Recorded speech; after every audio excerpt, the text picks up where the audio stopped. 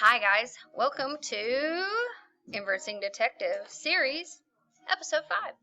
We're going to go through our setting, that's where we are, and we're going to look at our clues and figure out what they're going to be doing.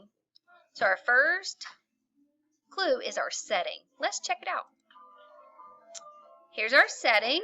They're in a neighborhood. Our second clue is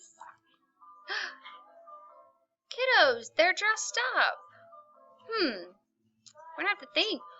What do kiddos that are dressed up in a neighborhood do? Let's look at our other clues. What is that? We all know what that is. Yummy. And our last clue is the date. So, let's put it all together. We're in a neighborhood. They have costumes on. They're getting candy. And it's Halloween. What are they going to be doing, guys? Think, think, think. Thanks, guys. Bye.